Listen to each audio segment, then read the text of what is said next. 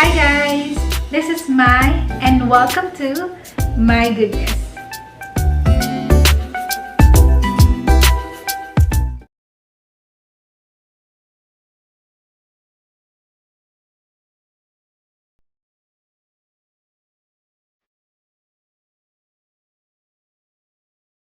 Umpisahan natin ito sa paggawa ng ating tinatawag na roux o Udaine.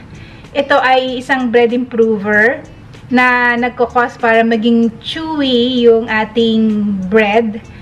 At the same time, fluffy at saka stretchable and moist. Matagal masira yung tinapay.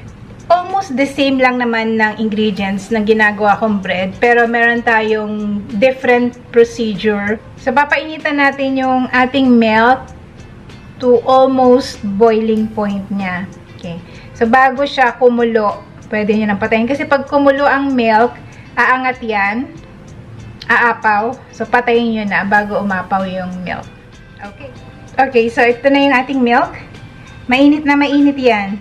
Halos kumulo na. Tapos, ayan, makikita nyo yung steam.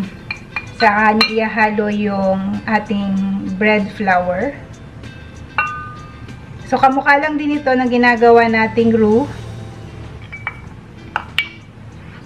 And then, mix. Ang ginagawa nyo sa Udaine ay niluluto nyo yung flour.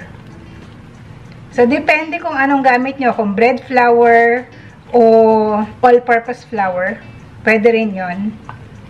So, ang difference lang, kailangan gagawin nyo to ahead of time. You have to make this 24 hours or the day before na magbe-bake kayo. Kailangan at least makapag-overnight ito sa ref. So, pag malamig na, guys, i-ref nyo lang ito. Ang Udaine, parati yan, guys, ay ginagawa nyo before kayo magbe-bake. Kaya pwede kayong gumawa ng marami nito kasi it can last for 3 days sa ref. So, ilalagay ko rin sa recipe kung ilang grams yung kailangan yung Udaine. Para in case mag-stock kayo nito sa ref, pwede kayong kumuha na lang. Okay? Okay, guys. So, ito na yung ating Udaine na nilagay natin sa ref for 24 hours. Now, huwag kayong matatakot kung parang, ay bakit ang sticky nung dough ko o bakit yung nagawa ko malabnaw. Depende kasi yan sa flour na ginagamit natin. Pero, okay lang yon as long as the same lang ang measurement. This should be 170 grams.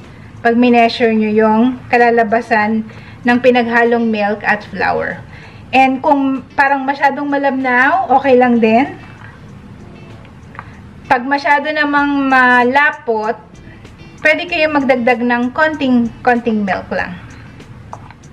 All-purpose flour ang gagamitin nyo, ganito. Ayan. Medyo watery ang texture. Okay, so simulan na natin ang pagmimix ng ating mga ingredients.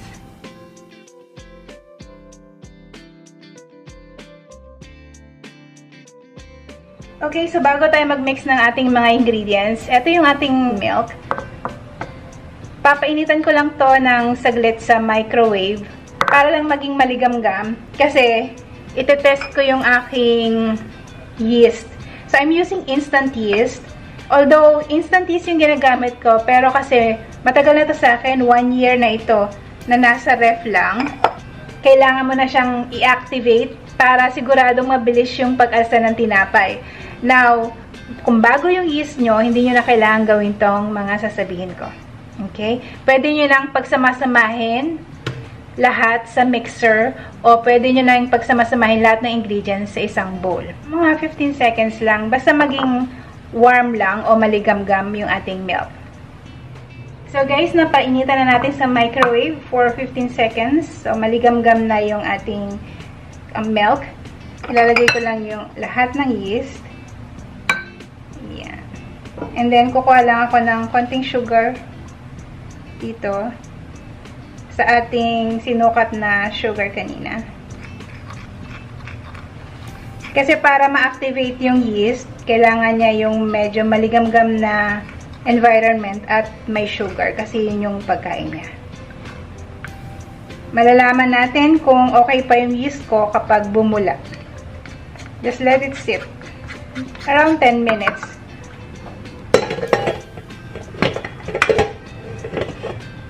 Okay, so lagay na natin yung ating mga ingredients. Yung egg. Yung sugar. Ganito na yung itsura ng ating yeast. Puro bula na yung ibabaw. Ibig sabihin, active pa yung aking yeast. Okay na natin. Then next yung ating Udain.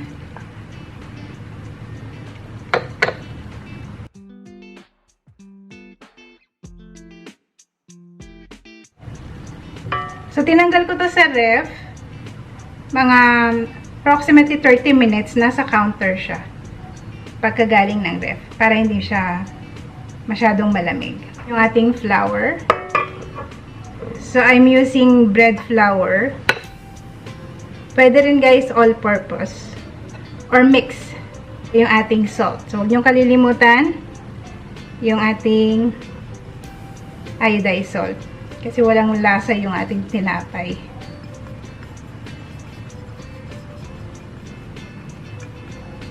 Konti lang siya, pero ang laki ng effect niya pagka hindi kayo nakapaglagay ng salt. Mix na natin yung ating ingredients. Lagay ko na ulit yung dough hook attachment.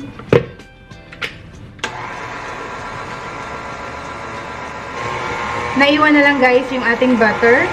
So you can use salted or unsalted butter. Okay lang. Maganda rin yung family spread ba yun ng Anchor. O kaya yung dairy cream. Okay din siya. I-mix lang natin ito hanggang mabuo yung dough. Na ibig sabihin na paghalo-halo na natin yung mga ingredients. Gagamit tayo ng autolyze method.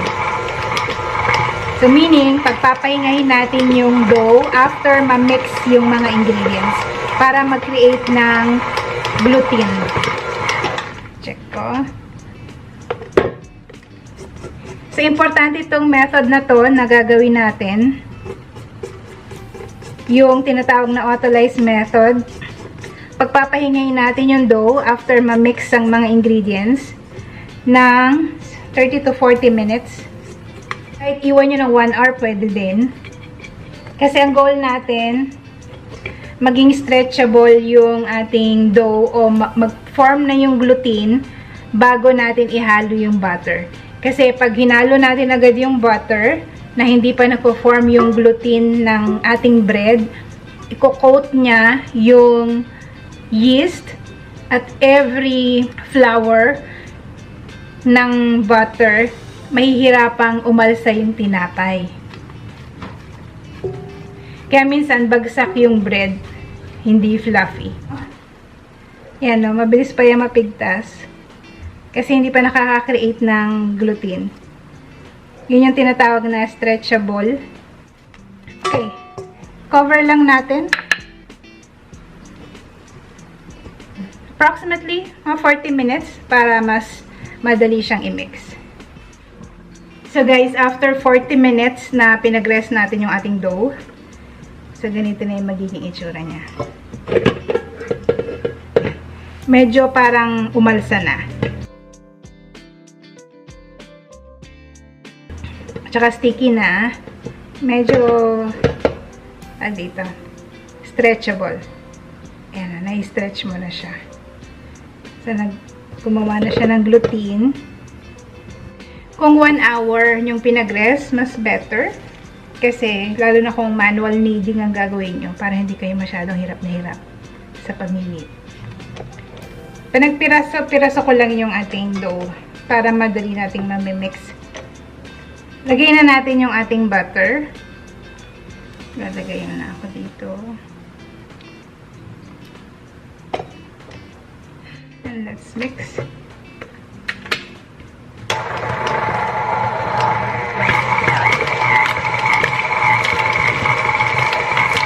Magbe-breakdown yan kasi nilagyan natin ng butter.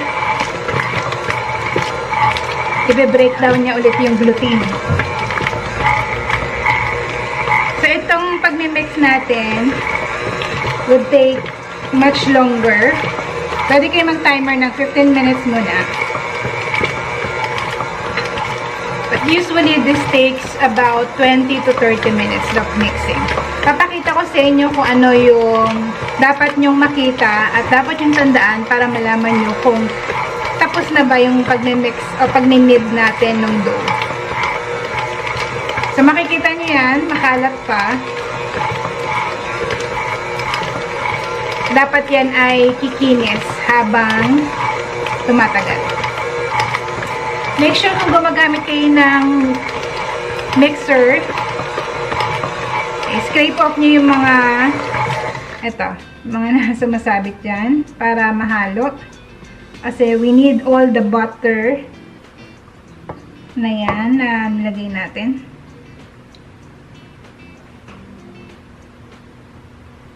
Scrape off nyo from time to time.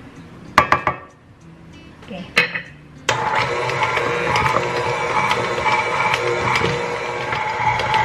After 10 minutes guys, nagiging smooth na yung wala ng butter na natitira dun sa paligid ng ating bowl. So, ganyan na magiging tsura. Pero tuloy pa rin kasi papansin nyo yung dough natin medyo rough pa. Dapat makinis yan. Okay, so guys, so it's been 15 minutes. Check lang natin. Mapapansin nyo, uminit na rin yung mixer nyo.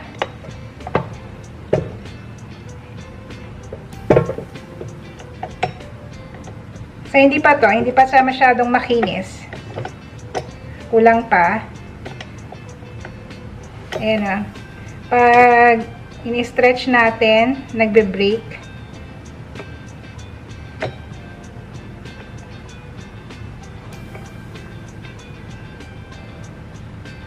Medyo, ayan o, rough pa yung itsura.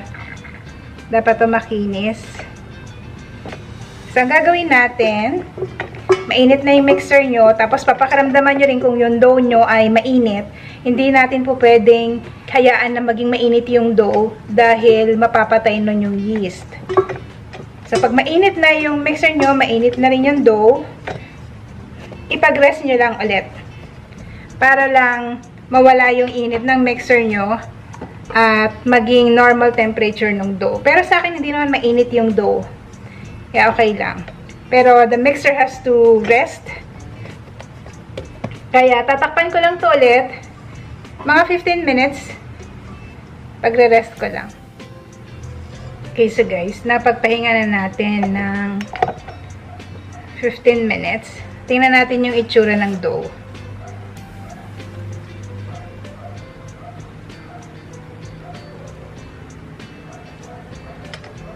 Hindi pa siya stretchable. Nagbe-break pa, oh. Ayan.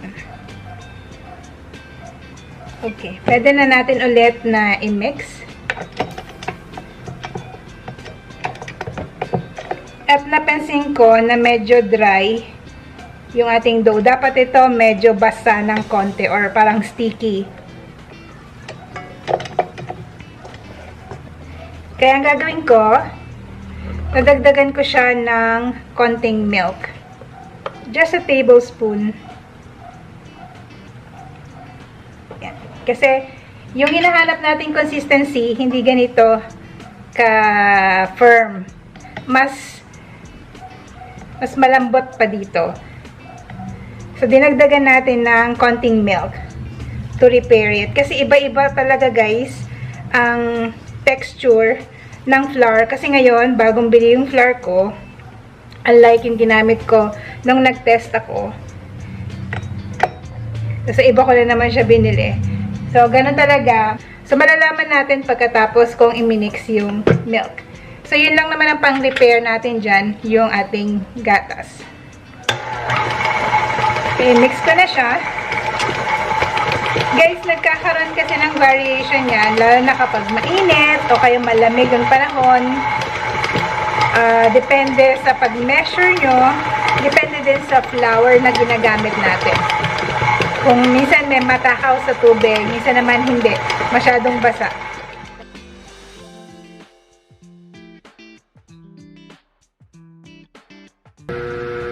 Ito yung bumabagsak siyang kusa.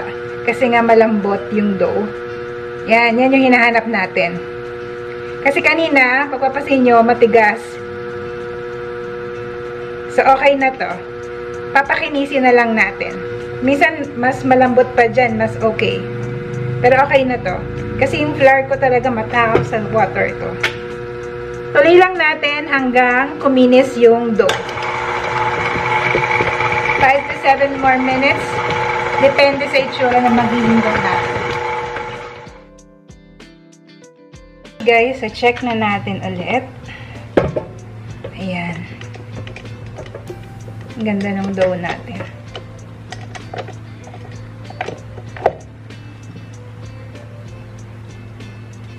Okay na to kasi napaka-stretchy na, oh. Okay, let's see. Check natin. Ayan siya. Very stretchy na. Tapos hindi na pupunit yung gitna. Yun. See? Kita nyo? Ayan, i-stretch natin. Ayan, o. So, dapat ganyan. Stretchy.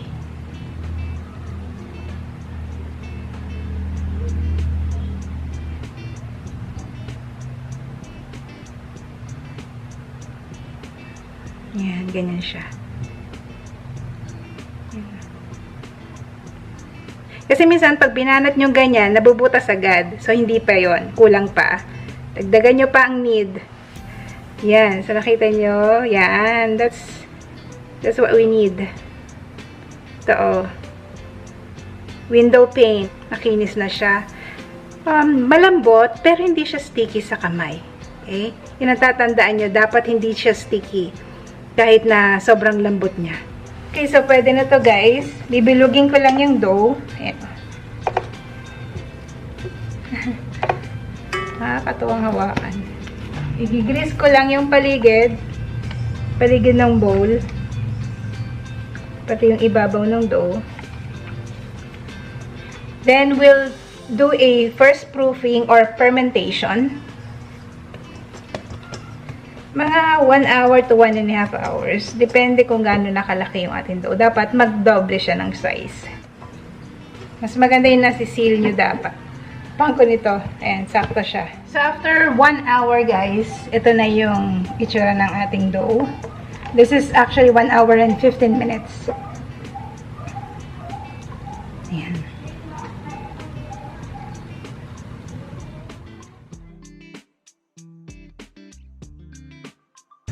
Okay, so that's 1,120 grams.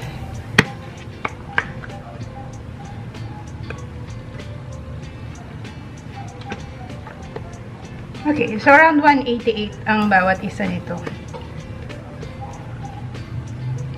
Bibilugin lang natin ito. Okay. Pagkabilog, okay, set aside.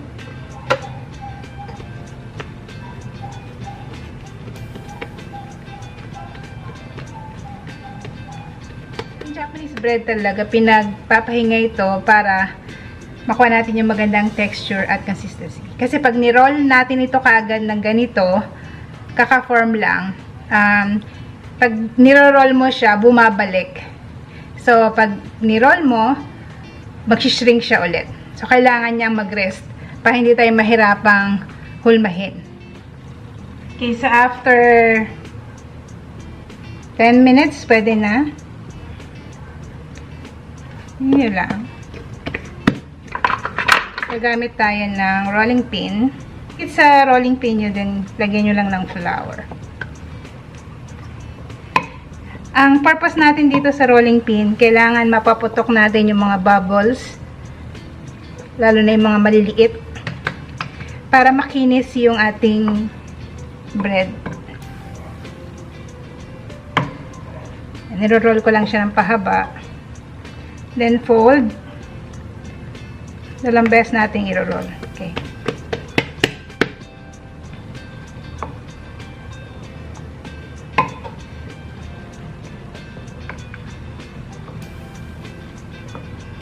mga dulo, kailangan yan madaanan ng rolling pin para mapaputok yung mga bubbles. Next, fold lang.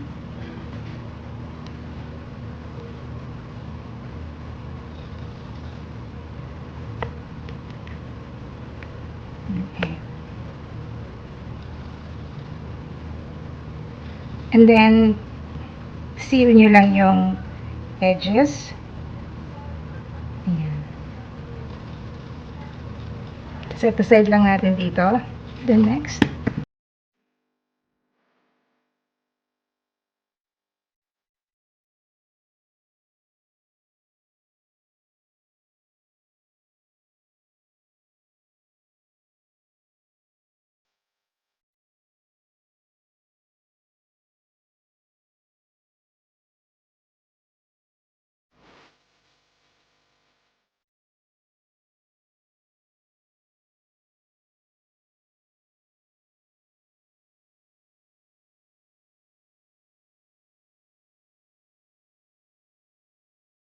Na-roll na natin lahat.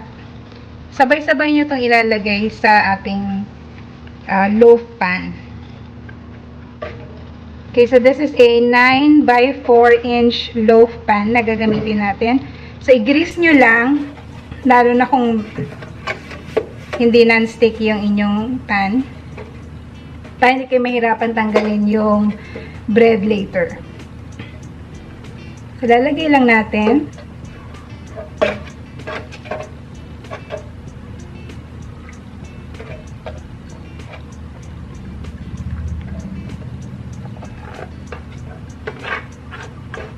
So, basta i-push nyo lang para sabay-sabay yung pag-alsa niya.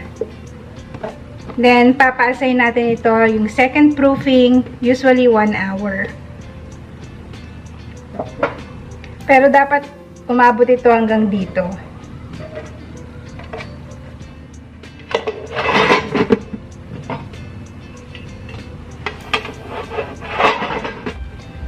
Okay, so guys, after an hour, ito na yung ating dough. Tante, makita nyo na umalsa bago nyo i-bake. Oh, nagalaw yung ano. Tumama. Ayan.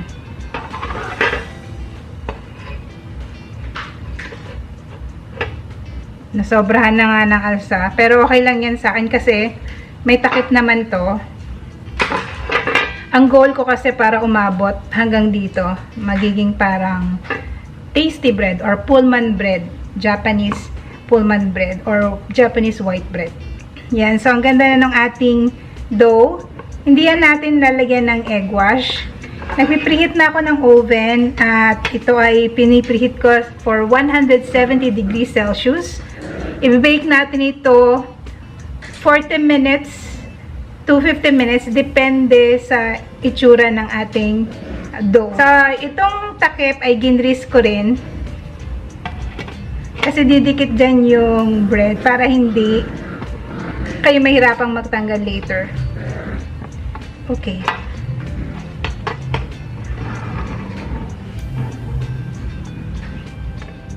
Okay guys, so after 40 minutes, so inango na natin sa oven yung ating bread. Ayan, ang itsura niya. Hindi dumidikit dito sa takip kasi may grease yan. Mainit na mainit pa to guys. Okay. So, wag nyo masyadong patatagalin dun sa lagayan niya. Kailangan tatanggalin nyo na kagad. Okay, muna natin isa dyan. Kailangan kasi mailagay na ito sa cooling rack para hindi magmoy. Kinakalog ko lang para matanggal.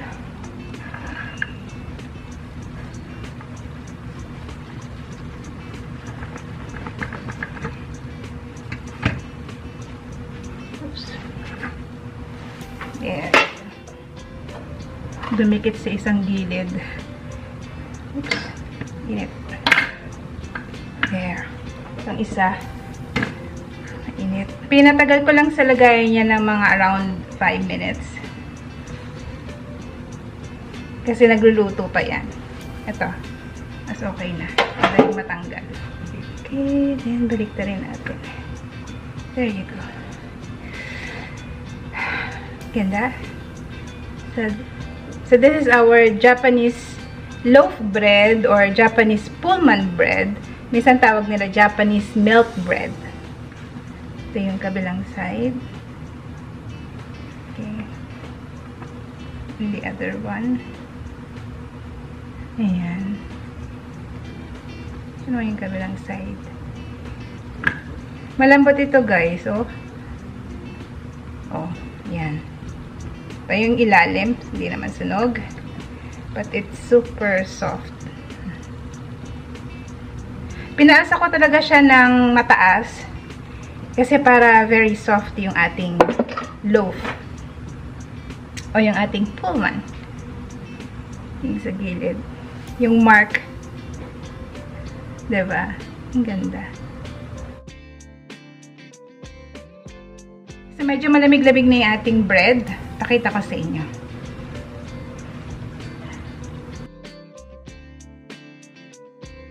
Talagang stretchable yung bread niya.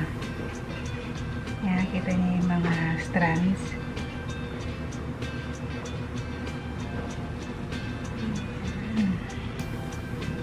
Ito din, tingnan natin. Yeah. Ito.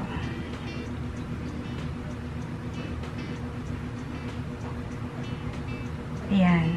That's the one I'm telling you. Stretchable yung bread niya. Tsaka, chewy. Pag kinakain mo. Super soft niyan eh. Diba? Ang lambot. Pero, yung dough niya, yung bread, yung strands ng bread niya, ay feathery-like. Ito yung ginagawa ng Udain. Tsaka pag na-achieve nyo yung window pane test na pinakita ko. Tsaka ang sarap ng crust. Yan. Yes.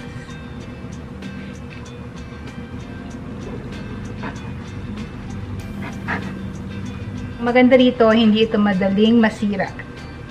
Kahit hindi mo i-ref. Okay, let's check. Talagang gusto ko yung chewy eh. Stretchable. Masarap tong kainin kahit walang palaman. Alright, so gawin nyo na to sa mga bahay nyo guys. And enjoy baking this Japanese Pullman bread o Japanese milk bread o ang tawag din nila dito ay shokupan.